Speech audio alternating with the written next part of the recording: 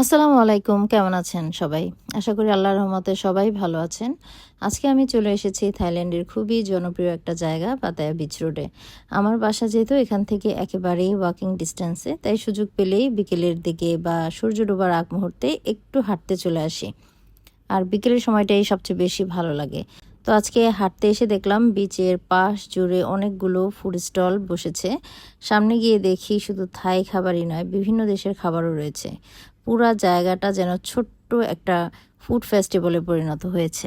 Pattaya এমন একটি শহর যেখানে আসলে সারা বছরই বিশ্বের নানান দেশ থেকে পর্যটকরা ঘুরতে আসেন। তাই এটাকে আমি সত্যিই একটি মাল্টিকালচারাল সিটি বলবো। এখানে যেমন বিদেশি পর্যটক আছেন, তেমনি ইদানিং অনেক থাই লোকজনও পরিবার নিয়ে ঘুরতে আসেন।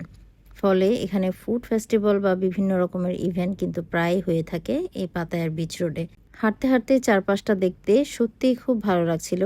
কেউ নতুন নতুন খাবার ট্রাই করছে, কেউ পরিবার নিয়ে ঘুরছে, আবার কেউ বন্ধুদের সঙ্গে আড্ডা দিচ্ছে।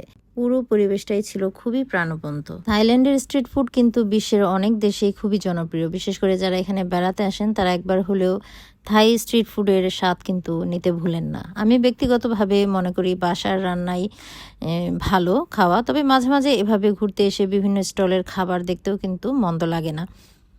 আরও একটা বিষয় বেশি ভালো লাগে, এখানে স্ট্রিট ফুডের পরিবেশটা থাকে অনেক পরিষ্কার পরিচ্ছন্ন, ধুলাবালি মুক্ত। খোলামেলা জায়গায় হলেও চারপাশে ধুলাবালি তুলনামূলকভাবে কিন্তু এখানে অনেক কম। তাই অনেক থাই লোকজন দেখবেন প্রতিদিনই নির্দ্বিধায় এই ধরনের স্ট্রিট ফুড খেয়ে থাকেন এবং তাদের কোনো সমস্যাই হয় না। তারপরেও আমি মনে করি সব কিছুই পরিমিত পরিমাণে খাওয়াটাই ভালো।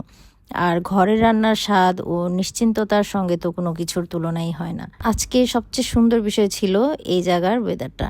সূর্য ধীরে ধীরে পশ্চিমে ডুবে যাচ্ছিল আর আকাশের রং মুহূর্তে মুহূর্তে বদলে যাচ্ছিল।